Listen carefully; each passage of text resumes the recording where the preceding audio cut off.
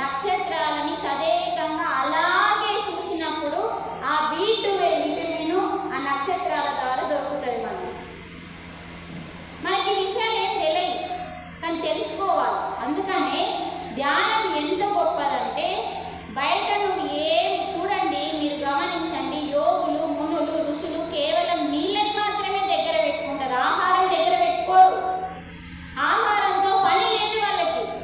ఎందుకంటే పరమాత్మ శక్తిని తీసుకున్నప్పుడు ఆహారంతో పని లేదు. వాళ్ళు రోజుల తరబడి ఆహారం తీసుకోరండి. అలా సంవత్సరాల తరబడి ధ్యానంలోకి వెళ్ళిపోయినప్పుడు ఒక్కొక్క చెట్టు తొర్రాలలో వాళ్ళు కూర్చున్నారంటే వాళ్ళు బయటకు రారు. వాళ్ళు మరి ఆహారం లేకుండా ఎలా కూర్చోగలుగుతుందంటే శ్వాసలో ప్రాణశక్తి ఉంది అని నేను 3 రోజుల నుంచి మీకు మొత్తుకుంటున్నాను. శ్వాసలో ఏముంది? ప్రాణశక్తి ఉంది. కానీ ఎప్పుడు మీ దగ్గరికి వస్తుంది అది? దాన్ని ఒకటి చేసినప్పుడు ఉచ్ఛ్వాసని నిశ్వాసని గీతలో చెప్పింది కదా నిన్నటి శ్లోకంలో 5వ అధ్యాయం 27వ శ్లోకంలో మనం చక్కగా వివరించుకున్నాం. మన యొక్క ముక్కు రంధ్రాల ద్వారా ప్రవహిస్తున్న మన శ్వాసని ప్రాణాన్ని అపానం ప్రాణము అపానము అంటే ఉచ్ఛ్వాస నిశ్వాస ఎప్పుడైతే సమానమవుతుందో ఆ సమానమైనప్పుడు ఆ శ్వాసలో ఉన్న ప్రాణశక్తి మీకు వస్తుంది. ఆ ప్రాణశక్తే పరమాత్మ శక్తి. అదే స్వయంగా నీకు తీసుకున్నంత నీకు ఇంకే విటమిన్ అవసరం అండి. అందుకనే ఆ బాబుకు చెప్పినప్పుడు మేము ధ్యానం చేయించి చక్కటి కూరగాయలతో అన్నిటితో భోజనం పెట్టిస్తే ఎంత ముసలి వాళ్ళైనా ఎంత వృద్ధులైనా కూడా మనకి అవసరం పడదండి మాంసాహారం. మాంసం అనేది మీరు గమనించండి. ఇంకొక అద్భుతమైన విషయం ఏంటంటే మీరు మృగాలని గమనించండి. ఒక ఎలుకను చూసుకోండి. పిల్లికి ఆహారం ఏంటండి? ఎలుక. ఎలుక ఒకవేళ అక్కడ చనిపోయింది ఉందనుకోండి, పిల్లి తినంగా చూసిందా మీరు? పిల్లి ఎలా తింటుంది? ప్రాణంతో ఉన్నదాన్ని పరిగెత్తిపించి వేటాడి వెంటాడి దొరకబట్టి చంపకన్నా ముందు తింటారు. అంటే చనిపోయింది కూడా ఒక మూగ జీవి తినదు. కుక్క కూడా పిల్లిని అలానే తింటాడు. అలాగే ఒక పులి ఒక సింహం కూడా ఒక మూగ జీవిని తనకి ఆకలి అయితేనే, ఇదొక్కటి గుర్తుంచుకోండి, మనం ఆకలి కాకుండా తింటాం. మనకి ఇష్టమైనది ఏదన్నా కనబడ్డదనుకో మన ఇంట్లో డబ్బాలల్లో, కానీ ఇక్కడ ఏం జరుగుతుందో తెలుసుకోవాలి ఫస్ట్. ఇక్కడ ఇది మెయిన్, జీర్ణాశయం కాపాడాలి కదా. అందుకనే ఒక మృగం కూడా ఏం చేస్తారంటే కడుపు నిండినా ఉన్నదనుకోండి, పక్క నుంచి జింక పోయినా ఏం పోయినా అది ముట్టదని, దానికి ఆకలి అయితేనే వేటాడుతుంది. మీరు కావాలంటే తెలుసుకోండి, ఇదేం గుడ్డిగా నమ్మద్దు నేను చెప్పినవన్నీ. అది ఆకలి అయితేనే ఆకులి కోసం అడవి లోపలికి వెళ్ళి వేటాడి వెంటాడి ఏం చేస్తుంది, పీక పడుతుంది. కానీ అది దాన్ని చంపదండి. దాన్ని చావకన్నా ముందు దాని కడుపుని 2 చేతుల యొక్క గోర్లతో, దానికి ఎట్లా ఉంటాయి తెలుసా గోర్లు, మాంసాన్ని తెలివిగా చేస్తుంది. మనకు వస్తాయా? అంటే ఒక మృగం మాంసం తినే ప్రతిదీ మృగం. ఆ మృగం యొక్క అవతారం ఒక వేరేలాగా ఉంటుందండి. తన గోర్లు తన కూరలు వెరైటీగా ఉంటాయి. అంటే ఆ చేతి యొక్క గోర్లు ఇలా అనగానే మాంసం తీరుతుందండి. అంటే ఎంత షార్ప్ ఉంటాయి, మీ చాకు కూడా ఎందుకు పనిచేయదండి అక్కడ, అలా డిజైన్ చేయబడుతుంది. అలా మాంసాన్ని చీల్చి ఇంత పెద్ద ముక్కలు వేస్తుంది అది. మరి మనమేమో ఆ మాంసాన్ని వేలా చిన్న చిన్న ముక్కలు కొయ్యాలా, ఆ రక్తం కూడినంత కడగాల. కడిగిన తర్వాత మీరు గమనించండి అది ఎలా టేస్ట్ వస్తుందండి. మాంసం చెట్టు నుంచి వచ్చిన ప్రతి పదార్థాన్ని గమనించండి, మీరు బాగా వినండి. చెట్టు అంటే అమృతం అండి. అంటే దాంట్లో జీవం ఉంటుంది. నీ శరీరానికి శక్తినిచ్చే పోషక విలువలు జీవం ఉంటుంది ప్రతి చెట్టులో నుంచి వచ్చే పదార్థాలు. కానీ చనిపోయిన శవంలో విషం ఉంటుంది. అది విషం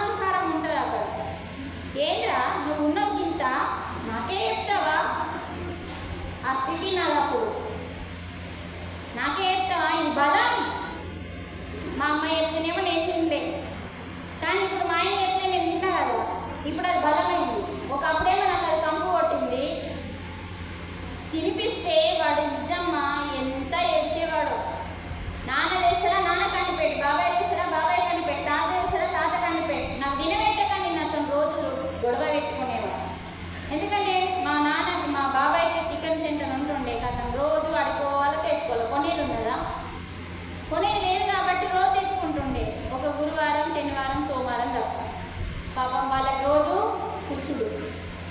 ఒకరోజు తిట్టిండు నన్ను మా చిన్న అబ్బాయి, పిన్ని గుడ్డు తింటుంది, మాంసం తినది, మరి దానికి ఎందుకు పెట్టవే, నన్ను ఎందుకు ఏడిపించుకుంటూ పెడతావు, దానికి పెట్టు, అది తింటే నేను తింటా అంటుండే మా బాబు.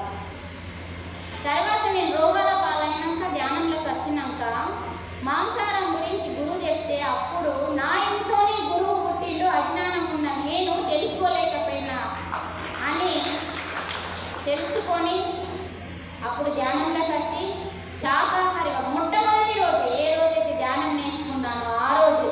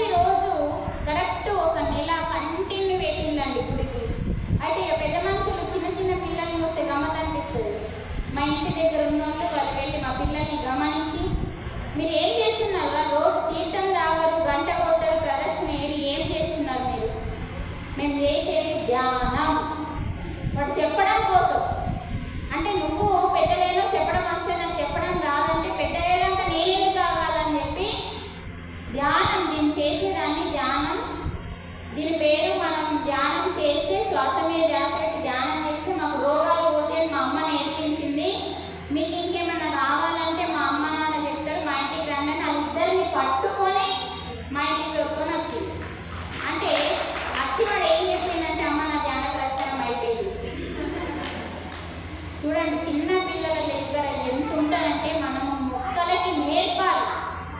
అప్పుడు నాకు జ్ఞానోదయం అయిందండి. వాళ్ళ దగ్గర నుంచి నేను ఎన్ని నేర్చుకున్నాను. ఇప్పటికీ కూడా నాకు ఏదైనా మహాభారతం గురించి తెలియకపోయినా ఇది ఎట్లా అని మనం అడిగితే ఆన్సర్ కరెక్ట్ చెప్పేస్తారు.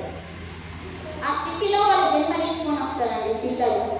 గురుగారు మనకు ఒక విషయం ఏం చెప్పిందంటే 2002 తర్వాత 2002 అయిపోయింది కదా, 2 తర్వాత 2003 నుంచి పుట్టిన పిల్లలందరట ఈ విశ్వం కోసం అంటే విశ్వంని మంచిగా చెయ్యడానికి శక్తితో పుట్టిన పిల్లలట.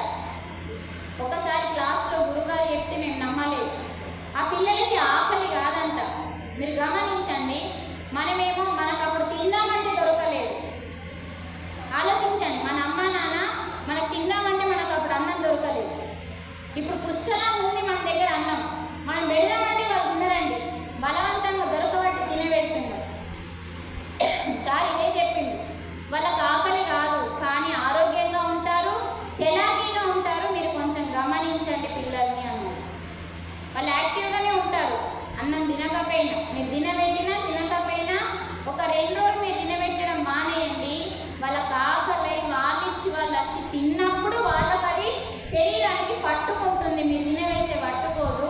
కాబట్టి పిల్లలు శక్తిగా భూమి మీదకి వచ్చింది 2002 తర్వాత పుట్టిన పిల్లలందరూ. వాళ్ళకి ఆహారం ఎక్కువ అవసరం లేదు, తక్కువ తీసుకుంటే సరిపోతుంది అని చెప్పింది గురుగారు.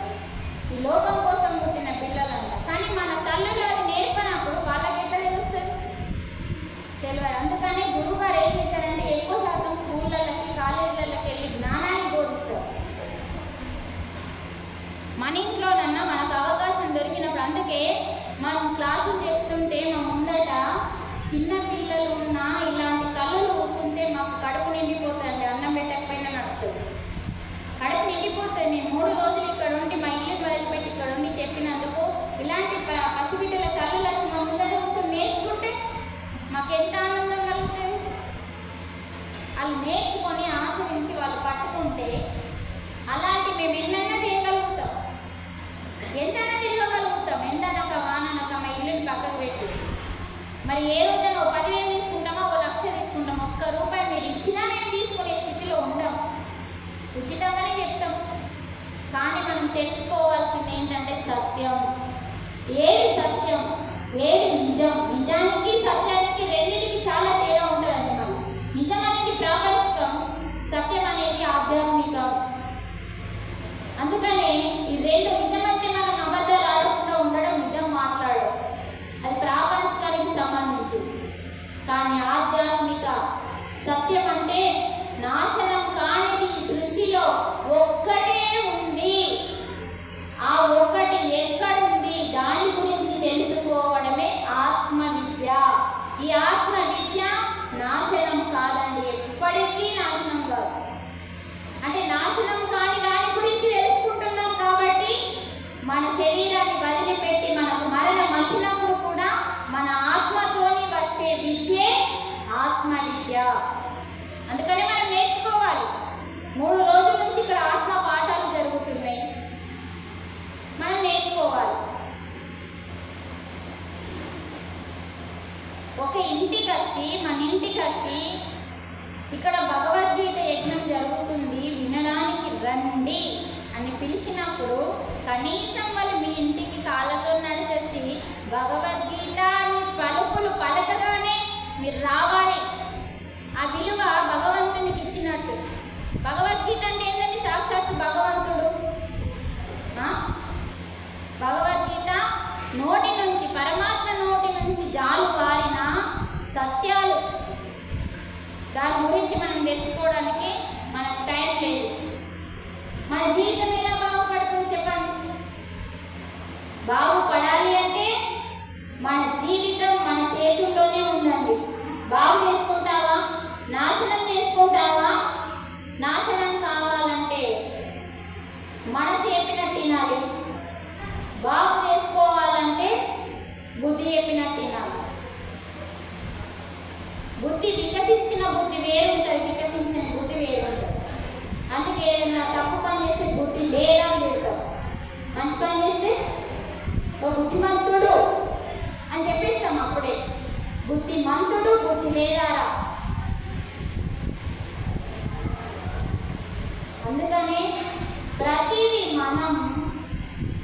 చాలా గొప్పగా నేర్చుకోవాలండి. మనలో ఉన్న గొప్పతనం బయటపడుతుంది. అందుకని ఎవరైనా దీక్ష తీసుకున్నప్పుడు కూడా మాట్లాడకండి.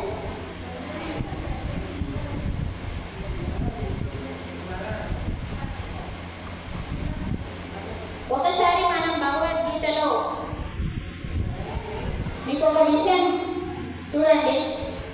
జై శ్రీరామ్, గట్టిగా జై శ్రీరామ్. ఎందుకన్నాగా జై శ్రీరామ్ అని ఎందుకన్నాగా తెలుసా?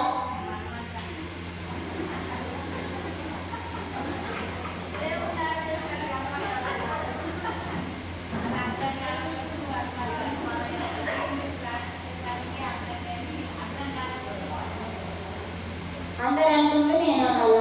ఏమన్నా అంటే పుణ్యం వస్తుంది. ఈ పుణ్యం కూడా పెద్దగా అయిపోయింది.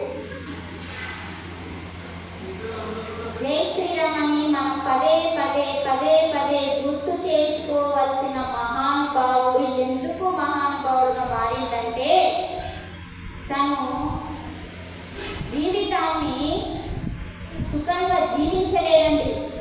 శ్రీరాముడు జీవితాన్ని సుఖంగా జీవించలే, జీవితాన్ని ధర్మం కోసం త్యాగం చేసిందండి.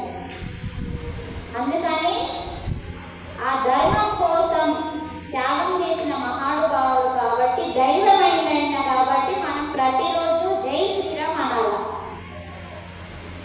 మనకెప్పుడు సుఖం కావాలి. ధర్మం అంటే భయం, ఎందుకంటే అది ఘాటుగా ఉంటుంది, కష్టాలు ఎక్కువ ఉంటాయండి. మీరు గమనించండి, ధర్మాన్ని పాటించిన మహాత్మునికి ఎన్ని కష్టాలు వచ్చినాయి? శ్రీరామునికి ఉన్నారు మీరందరూ ఫస్ట్ ఇక్కడ ఉన్నారా? తలకాయలు ఉబ్బదు, తలకాయలు మళ్ళీ కట్టేయండి తలకాయని. మరి అదే ఎప్పుడు ఫస్ట్ చెప్తే ఏమైంది? నోరు అదే కయ్య మాట వస్తుంది. నోరు కయ్య అంటే నోరు వస్తుంది, కానీ మంచి మాటని నోరెత్తి చెప్పమంటే నోరు రావద్దా అంటుంది. తలకాయలు ఉప్పడం మానేయండి, నోటితో చెప్పండి. కనీసం అప్పుడన్నా మన నోటి నుంచి వచ్చిన అవేవైనా పలుకులు కాని పలుకులు ఉంటే దానివల్ల ఇది పోతుంది. అందుకనే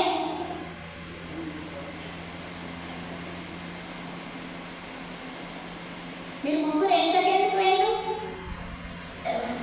మంచిగా కూలర్ వస్తుందా మీకు? వస్తలేదా?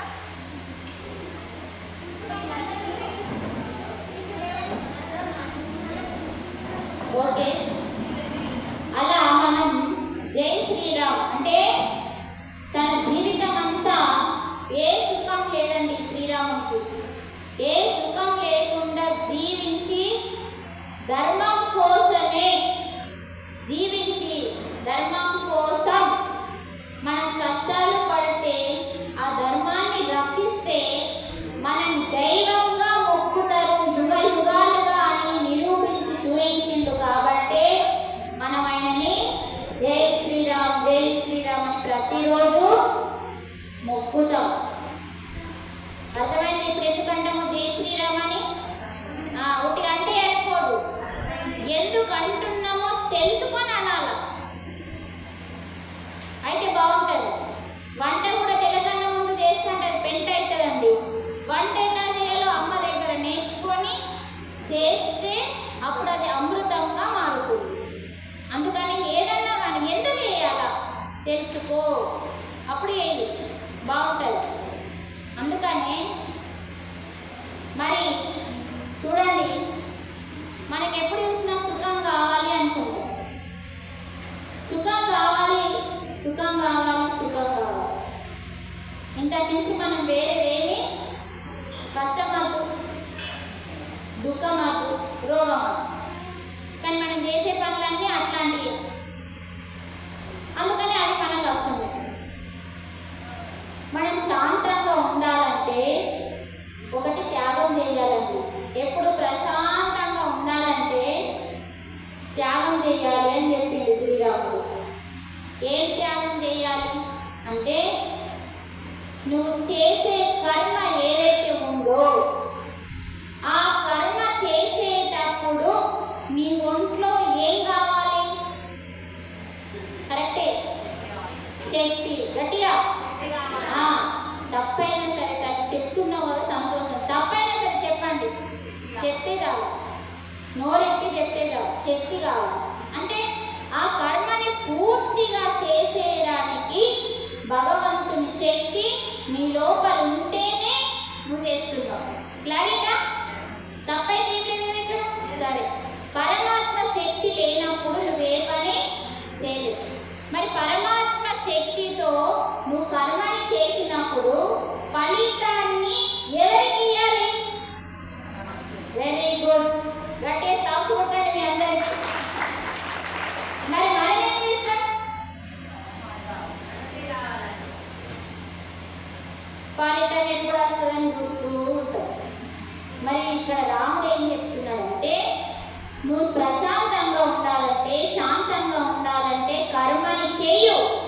కానీ ఆ శక్తిని, ఏ శక్తినైతే భగవంతుడు ఇచ్చాడో ఆ భగవంతునికి కర్మ ఫలితాన్ని ఆశించకుండా పరమాత్మకే వదిలేయు. అప్పుడు ఫలితము మూడింతలు తిరిగి వస్తుందని చెప్తున్నాడు. నువ్వు ఆశిస్తే వస్తుందో రాదో కూడా తెలియదు.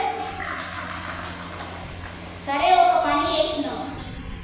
ఇప్పుడు ఇక్కడ శ్యామలమ్మ ఏం చేసింది? శ్యామలమ్మతో పాటు ఇంకొక కొందరు కలిసి, అందరు కలిసి, వాళ్ళ టీం కలిసి కష్టపడి ఎండన వాననక 4-5 రోజులు తిరిగి ఇక్కడ ఒక యజ్ఞం పెట్టింది. ఎందుకు పెట్టిందో? మేము తెలుసుకున్న దాన్ని మా ఊరిలో 10 మందికి అందించాలన్న ఒక మంచి ఆలోచన, మంచి భావంతో ఇక్కడ పెట్టడం జరిగింది. పెట్టడం వరకే తన బాధ్యత. మీరందరూ ధ్యానం చేయాలి, మీరందరూ శాఖలుగా మారిపోవాలని ఆమె ఆశించాలి. అంటే ఇక్కడ జరగాల్సింది జరుగుతుంది. ఎందుకంటే ఇక్కడ ధ్యానం కోసమే పెట్టినాం, మనం జ్ఞానం కోసమే పెట్టినాం, శాకాహారం గురించి వివరించడానికే పెట్టినాం. ఎందుకంటే మన రోగాలకి, మన దుఃఖానికి కారణమే పాపాహారం. మనం తినే పాపాహారం కాబట్టి మనం చేసిన పాపాలే. కృతం జన్మం పాపం ఏమైతుంది? ఈ జన్మలో నువ్వు గత జన్మలో చేసిన పాపాలన్నీ ఈ జన్మలో రోగాలుగా వస్తాయి. మరి వాటిని వివరించి చెప్పి ఆ పాపానికి దూరం చెయ్యడానికే ఈ క్లాస్ పెట్టడం జరిగింది. మరి పెట్టినాం తర్వాత 3 రోజులు ఏం జరగనో అంత పరమాత్మకి వదిలేసి చెప్పడం స్టార్ట్ అయింది. ఫలితము పండిన తర్వాత వస్తుంది.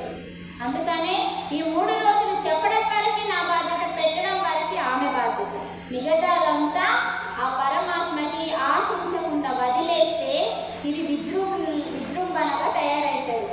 ఇక మరి మీరు అందరూ ధ్యానంలోకి రానే పడుతుంది, ఇప్పుడు మీరు శాఖగా మారే పడుతుంది, మనము అనాల్సిన అవసరం లేదు. చెప్పడం వల్ల ఇది తినద్దు, ఇది తినాలి, సత్యం ఇది, అసత్యం ఇది, జ్ఞానం ఇది, అజ్ఞానం ఇది అని వివరించి అచ్చుగుతినట్టు సత్యంతో, సాక్ష్యంతో ఇక్కడ వస్తుందని. అందుకే రోజు నా ఒడిలో ఏముందండి? ఎందుకుంది? ఈ మేడం చెప్పింది రైటా? మేము ఎందుకు తినాలా అనే ఛాన్స్ మీకు ఇవ్వట్లేదు. మేము సాక్ష్యంతో కూర్చున్నాం. ఈ సాక్ష్యమే దైవము, భగవంతుడు కాబట్టి. అందుకని తల్లి మీరు చూడండి, ఫస్ట్ రోజు మీకు అర్థం కాలేదు, తక్కువ మంది వచ్చింది. సెకండ్ రోజు ఏమైంది? ఫస్ట్ రోజు ఇన్న వాళ్ళందరూ అరే ఎంత మంచి ఉంది అనుకుంటా కొందరిని పట్టుకొని చూడండి, ఇప్పటి వరకు కూడా వాళ్ళ ఎండలో తిరిగి వచ్చింది మంది కోసం. ఆలోచించాలి, వాళ్ళ పని వాళ్ళు చేస్తున్నారు. ఎందుకంటే వాళ్ళు ఏదో జన్మలో పాపాలు చేస్తున్నారు. జన్మలు చేసిన పాపాలన్నీ కడిగేసుకోవాలంటే ఇలాంటి గొప్ప గొప్ప కార్యాలు చేస్తేనే వాళ్ళు చేసిన పాపాలన్నీ కడిగేయబడతాయండి. ఇది గొప్ప కర్మ.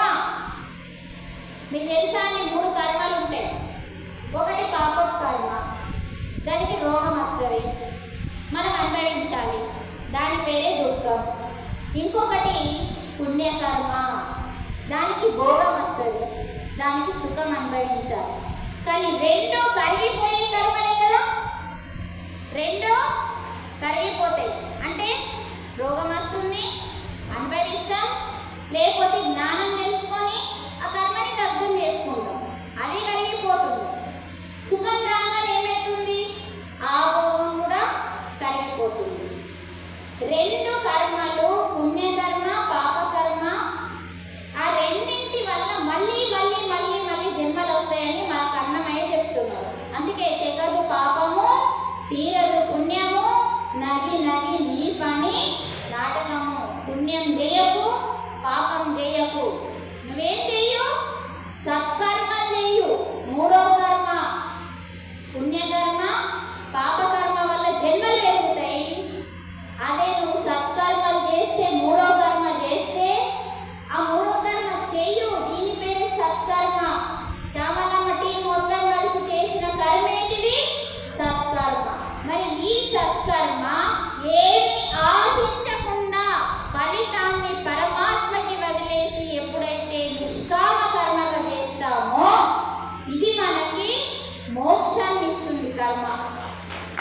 మరి ఇలాంటి కర్మ ఈరోజు మన ఊరిలో, మన మల్లాపూర్లో, అసలు మీ మల్లాపూర్ గురించి మీకే తెలియదండి, ఎంత గొప్ప కొండ ఉన్నారు.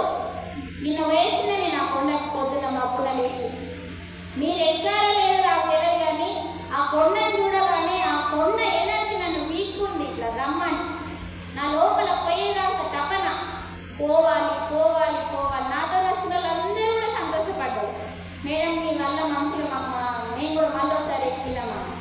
అంత శక్తి ఉందండి ఆ కొండ మీద. పోయినట్టే అనిపించలే, చూస్తే అబ్బాయి ఎక్కుతామా అన్నట్టుగా ఉంది, కానీ పోతే మాత్రం పోయినట్టు అనిపించలే.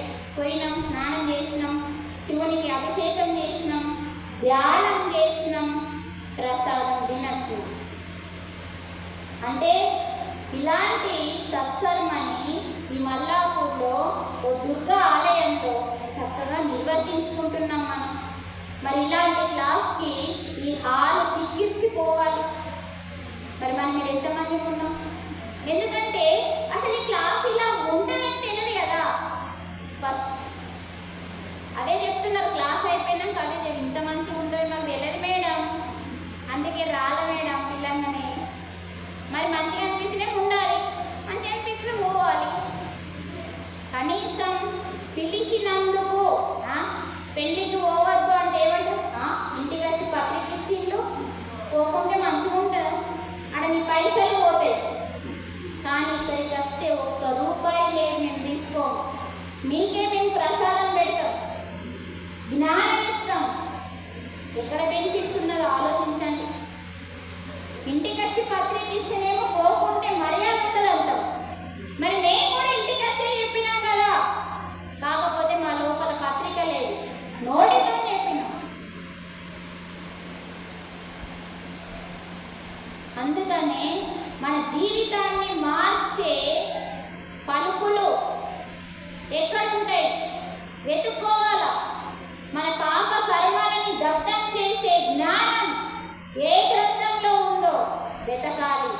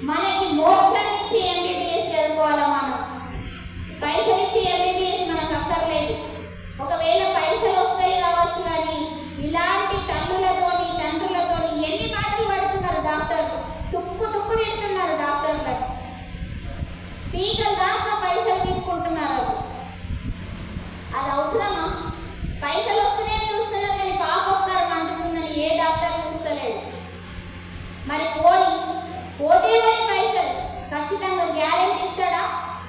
ఈ రోగం నేను ఖచ్చితంగా తక్కువ చేస్తా అని గ్యారెంటీ ఇస్తాడా? ఇయ్యడు. కానీ మన ఎంబీబీఎస్ ఇస్తే నీకు ఖచ్చితంగా మోక్షం వస్తుందని. అది వేసుకోండి. అది తెలుసుకోవడానికి ఈరోజు మల్లాపూర్లో మనం ఒక మొట్టమొదటి అడుగు వేయాలి. అలా వేస్తేనే ఒకరోజు తిరుపతిలో జనాలు ఎట్లుంటారో చూసినాం కదా. మనం ఆల్రెడీ మనకి ఏం నేర్పినాయండి? ప్రాపంచిక చదువులు ఏం నేర్పినాయి? మాతృదేవో భవ. ఈరోజు మనం క్లాస్లో కూర్చొని మా అమ్మ నాన్న జన్మనిచ్చినందుకు కృతజ్ఞతలు ఇప్పుడు చెప్తున్నాం. ఇంతకుముందు చెప్పినామా మనం? ఎందుకంటే మన గురువు నేర్పిండి. ఇప్పుడు ఈ జన్మ వచ్చినందుకు నీ తల్లి నీ తండ్రి కారణం, దైవం కారణం. కాబట్టి ఫస్ట్ వాళ్ళకి కృతజ్ఞత అని మన గురువు వచ్చి మనకి చెప్తే కానీ ఈ జన్మనిచ్చిన తల్లిదండ్రులకి కృతజ్ఞత చెప్తాడు. అందుకనే దేవుడు ఏం చేసిందంటే నన్నే మొక్కాల్సిన అవసరం లేదు. మాతృదేవో భవ, పితృదేవో భవ, ఆచార్య దేవో భవ, అతిథి దేవో భవ అని మనం చిన్నప్పుడు నేర్చుకున్నాం. దాని అర్థం మీకు ఎంతవరకు అర్థమైందో నాకు తెలియదు, కానీ మర్చిపోయి ఏం చేస్తున్నామంటే ఎక్కడో ఉన్న తిరుపతి ఏడుకొండల వాడి కోసం తిరుపతి పోతున్నాం. పోయినాక అక్కడ ఏం జరుగుతుంది? పైసలు పెట్టి టికెట్ కొన్నోడికి ఒక దర్శనం, ఇంకెక్కువ పైసలు పెట్టినోడికి గర్భగుడి దగ్గర దర్శనం, అసలే పైసలు పెట్టక ఫ్రీ దర్శనం పోయడానికి 7 దర్వాజల అవతల నుండి దర్శనం. వినండి, ఇది ఒక మనిషి అడిగిన ప్రశ్న భగవంతుణ్ణి. తర్వాత ఆ కష్టం బాగైంది. ఫ్రీ దర్శనంకి కష్టం ఎక్కువ ఉంటుంది. 24 గంటలు ఉన్నానో 46 గంటలు ఉన్నానో తెలియదు. ఎన్ని గంటలు వస్తే అన్ని గంటలు అందులో ఉండాలి. మరి అన్ని గంటలు లోపల ఉన్నప్పుడు బాత్రూమ్ పోస్తావు, లాట్రిన్ పోస్తావు, స్నానం లేదు, ఏమీ లేదు, పోయి దర్శనం చేసుకుంటావు.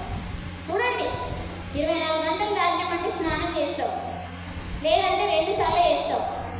మరి అక్కడ రూములలో బాత్రూమ్ పోతందుకు అందులోనే ఉన్నాయి, లాట్రిన్ పోతందుకు ఉన్నాయి, స్నానం లేదు, ఏం లేదు. మనం ఆ స్నానం లేని వెళ్ళి దర్శనం చేసుకున్నాం. మరి ఎన్నో కష్టాలు పడి చివరికి ఆ దైవం యొక్క నిజ స్వరూపం దగ్గర మనం నిలబడి చూసే లోపల తొబ్బేస్తారు. చూస్తాం అసలు చూడనే మనం అటు న్యూస్లో కూడా చర్చలు వినడంతో అలా తొబ్బేసినప్పుడు బాధ అవుతుంది. అప్పుడు అడిగినాడు ప్రశ్న, ఓ పరమాత్మ ఇదంతా ఏంటి? పైసలు ఇచ్చినందుకు ఒక దర్శనం, పైసలు ఇవ్వనందుకు ఒక దర్శనం, ఇదంతా ఏంటి? ఎందుకు ఈ కష్టాలు నాకు? పిచ్చోడు ప్రశ్న అడుగుతున్నాడు భగవంతుడు. నిన్నెవరు రమ్మన్నాడు తిరుపతి అని భగవంతుడు అడిగిండు కదా. భగవంతుడు ఏమడిగిండు? నిన్నెవరు రమ్మన్నాడు తిరుపతికి? నీ ఇంట్లోనే తల్లే దైవం అని ఏం నేర్పినాం మేము? శాస్త్రాలలో ఏం పెట్టినాం? నీ తల్లిని దైవంగా చూసుకుంటే నేనే నీ దగ్గరికి వస్తాను, నువ్వు నా దగ్గరికి రావాల్సిన అవసరం లేదు లేదు లేదని చెప్పు. నీ తండ్రిని దైవంగా చూసుకుంటే నా దగ్గరికి రావాల్సిన పని లేదు. నీకు పాఠాలు జ్ఞానోదయం చేసిన గురువుని దైవంగా భావిస్తే నా దగ్గరికి రావాల్సిన పని లేదనే కదా చెప్పింది. అతిథి అంటే ఎవరో చెప్పండి. ఇప్పుడు అక్కడ ముచ్చట్లు పెడుతున్నారు ఇద్దరు. ఏ ముచ్చట పెడుతున్నారు మీరు ఇద్దరు? చెప్పండి. అతిథి అంటే ఎవరు?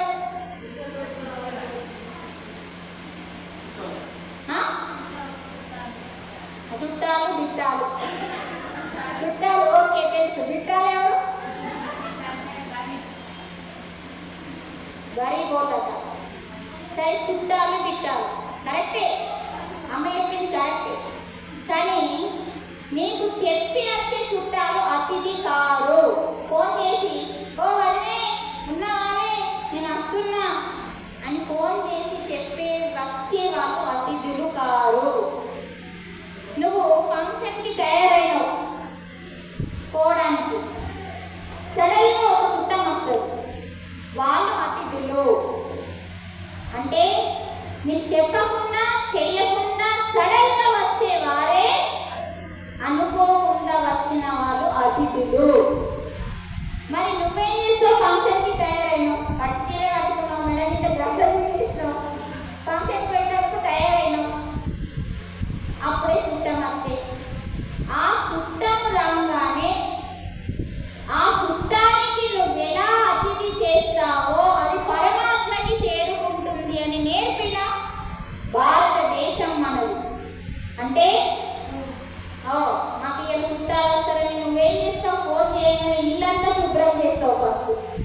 చుట్టాలస్తులు ఆడ తిన్నాను ఈడ తిన్నాను అంటే ఎట్లా అని ముందు ఇల్లు శుభ్రం చేస్తారు. తర్వాత ఎటైనా పోయేది ఉంటే పోవు, వంట చేసి పెడతారు. ఇది అతిథి కాదు. అతిథి దేవో భవ అంటే అనుకోకుండా చెప్పకుండా సడన్గా ఊడిపడ్డ చుట్టమే అతిథి. అప్పుడు నువ్వు ఏ స్థితిలో వాళ్ళకి ఏ భావంతో అతిథి ధర్మం చేస్తావో అది పరమాత్మకి చేరుకుంటుంది. నీకు ఇష్టం లేదు ఫంక్షన్ పోయేది ఉండదు, అతిథి వచ్చి కూర్చున్నాడు, నీ లోపల మొత్తం లోపల ఏమైతుంది మొత్తం అబ్బా కొంచెం చాలా వేసి బట్టి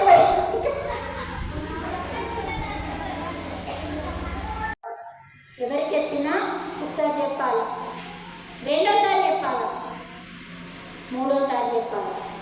అప్పుడు కూడా వినకపోతే చాలా జోలికి మనం పోవద్దు. అలా చెప్పినాం అయిపోయింది. మీరు కూడా పాపం చేసినట్టు ప్రతి టమాటలో పానం ఉంటుంది అన్నిట్లో. అప్పుడు ఈ ప్రశ్నకి నాకు ఒక చిన్న డౌట్ వచ్చి గురువు దగ్గరికి వెళ్తే అప్పుడు చెప్పిండు గురువు. ఏం చెప్పిండు? నేను చెప్పినాను, మనం గోల్డ్ తీసుకుంటే మన చేతికి నొప్పి రాదు. వెంట్రుకలు కట్టి వేస్తే వెంట్రుకలు మగవాళ్ళు వెంట్రుకలు తీసుకున్నా ఆడవాళ్ళు వెంట్రుకలు కట్టి వేసుకున్నా నొప్పి ఎలా రాదో అలాగే ఒక చెట్టు నుంచి టమాటా తెంపితే దానికి నొప్పి రాదు. ఒక వంకాయ తీసుకుంటే ఒక పండు తీసుకుంటే చెట్ల నుంచి నువ్వు ఏది తెంపితే అది మళ్ళీ వస్తుంది, కానీ నొప్పి రాదు దానికి. దానివల్ల మనకి పాపం అంటదు. అందుకనే అది మనం తెంపచ్చు తినచ్చు, కానీ వాటిని మనం పెంచాలి. ఏవైతే తీసుకుంటున్నామో వాటిని పెంచి వాటిని రక్షించడానికి మనం ప్రయత్నం చేసి వాటి నుంచి మనం అన్నీ తీసుకోవచ్చు. అది ఎండిపోయినప్పుడే మనం పీకేయచ్చు. అప్పుడు ఆ సత్యం తెలుసుకొని, అంటే మనం ఇక్కడ తెలుసుకోవాల్సింది ఏంటి, దాని పీకని వస్తున్నాం, దానికి నొప్పి ఉందా లేదా, బాధ ఉందా లేదా, దానికి కన్నీళ్ళు వస్తాయి. మీరు గమనించండి, ఒక మేకని కట్టి వేసినప్పుడు కంటే ముందు దానికి తాడు బట్టి కట్టేసి గొర్ర గొర్ర గుంజుకు వస్తుంటే దాని కళ్ళకి నీళ్ళు వస్తాయి. మీరు చూస్తూ తెలుస్తుంది, మీలో మీకుంటుంది.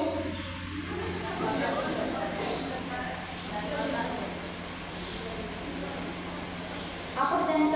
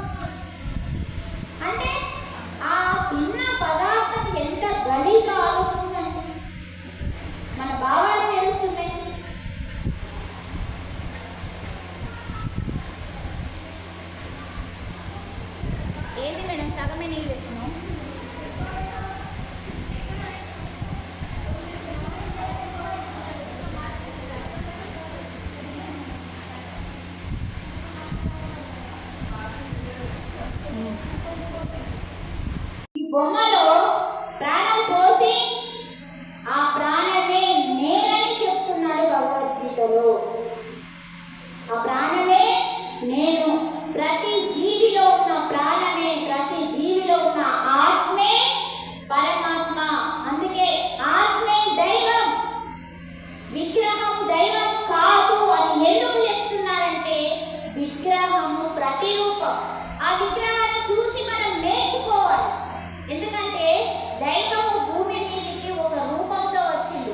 ఆ రూపాన్ని మనం విగ్రహం రూపంలో పెట్టుకొని ఆ విగ్రహాన్ని చూసినప్పుడు మనం స్ఫూర్తి పొందాలి, ఆదర్శంగా తీసుకోవాలి. ఓ శ్రీరాముని విగ్రహం అట, ఈ శ్రీరాముని విగ్రహం రూపంలో ఉన్న దైవం భూమి మీదకి వచ్చి ధర్మాన్ని నేర్పిండు అని ఆదర్శంగా తీసుకొని దాన్ని మనం ఆచరించడం కోసం విగ్రహం. కానీ అక్కడ ఆగిపోమని చెప్పలే.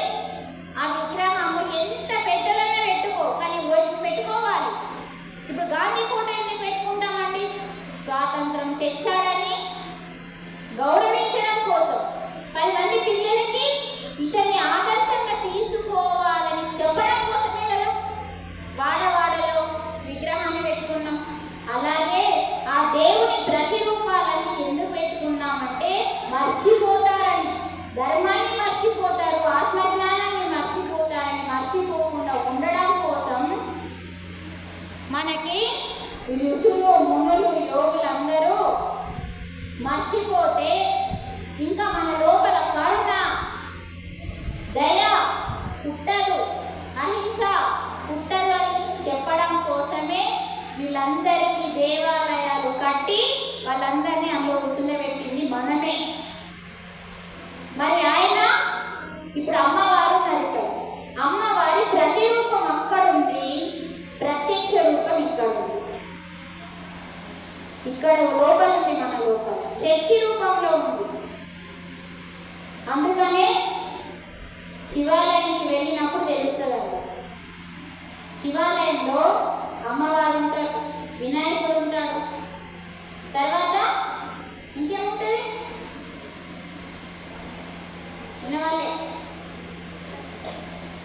వినవాళ్ళే పోయిందలేదు శివాలయానికి. ఇంత పెద్ద కొండ పైన కూర్చున్నాడు ఆయన. ఏముంటాయండి శివాలయంలో? ఏ విగ్రహాలు ఉన్నాయి శివాలయంలో? నంది బయట ఉంటాడు. నేను అడిగింది శివాలయం గర్భగుడిలో. ఆ లింగం అందరికీ తెలుసు. దాని వెనకాల ఏముంటాయి అక్కడ చెప్పింది చెప్పు గట్టిగా. అయ్యో ఎందుకు రావాల్సింది మేడం, గట్టిగా చెప్పు. ఏముంటది? జంట నాగులు. ఎందుకు వచ్చింది? మంచిగా చెప్పినావు. ఎందుకుంటాయి మీరు గమనించండి.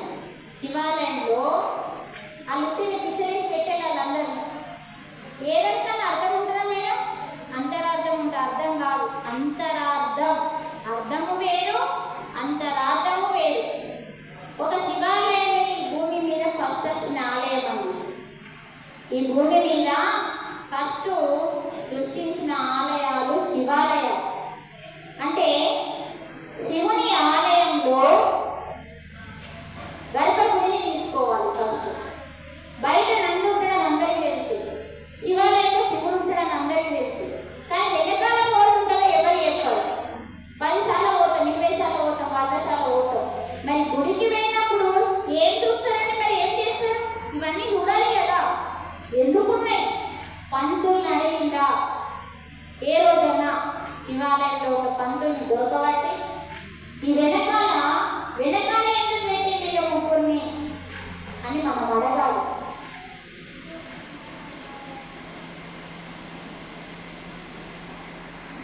టైం ఉంది కదా, 12:30. మేడం కొంచెం ఒక 10 నిమిషాలు ధ్యానం చేసి శివాలయంలో ఏముంది, ఆ విగ్రహాలు ఎందుకు పెట్టినాయి, అద్భుతమైన జ్ఞానం తీసుకుందాం. ఒక 10 నిమిషాలు ధ్యానం చేద్దాం. ఎందుకంటే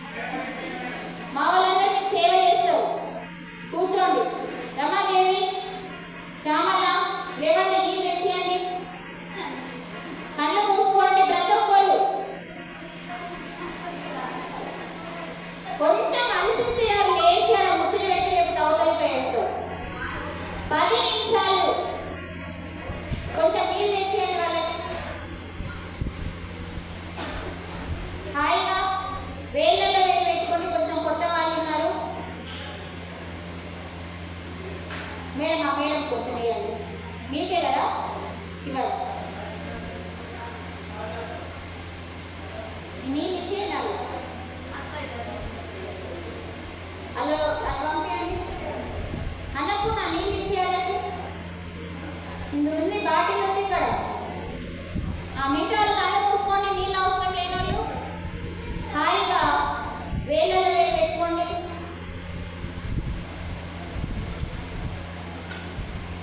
ఇవి అక్కడ మధ్యలో హాయిగా ప్రశాంతంగా మీరు చూసుకోండి. మీ పక్క వాళ్ళకి తగులుతున్నారా, తగలకుండా కూర్చోవాలి. మీ పక్క వాళ్ళకి దూరం దూరం.